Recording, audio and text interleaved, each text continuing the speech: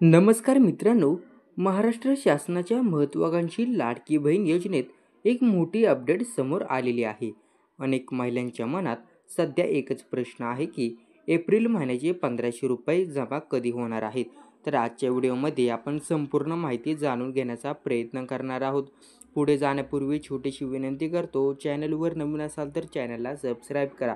तर योजनेचं नाव काय आहे? लाडकी बहीण योजना. लाडकी बहीण योजना ही एक महाराष्ट्र शासनाकडून सुरू करण्यात आलेली महत्त्वाकांक्षी आर्थिक मदत योजना आहे. राज्यातील आर्थिकदृष्ट्या दुर्बल आणि महिलांना आर्थिकदृष्ट्या सक्षम बनवण्यासाठी या योजनेची घोषणा देखील करण्यात आली. या योजनेअंतर्गत पात्र महिलांच्या बँक खात्यात दर महिन्याला 1500 रुपये थेट जमा होतात. सध्या समस्या तरी आहे काय? एप्रिल महिन्यात संपायला अवघे काही दिवस आता उरले आहेत, पण अद्यापही अनेक महिलांच्या बँक खात्यात एप्रिल महिन्याचे 1500 रुपये जमाच झालेले नाहीत.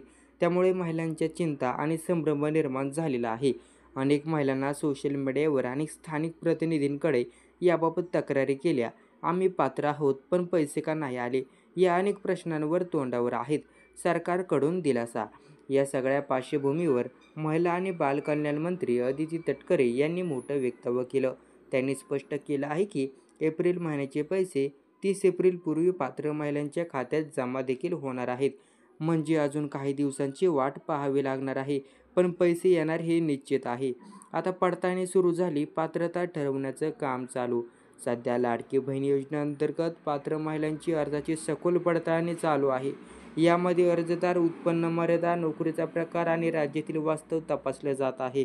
योजनेच्या नियमानुसार ज्या महिलांचं वार्षिक उत्पन्न 2.5 लाखापेक्षा अधिक आहे, या महिलांना या योजनेचा लाभ देखील मिळणार नाही. ज्या महिला सरकारी नोकरीत आहे त्यांच्यासाठीही या योजनेसाठी अपात्र आहेत. तसेच या महिलांच्या महाराष्ट्रातील बाहेरील आहेत किंवा खोट्या माहितीसह अर्ज केला आहे त्यांनाही योजना मिळणार नाही. आतापर्यंत किती महिलांना वगळण्यात आलं?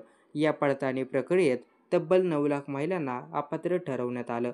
ही आकडे मोठी आहेत आणि त्यामुळे अनेक महिलांना या योजनेपासून वंचित राहावं लागलं आहे.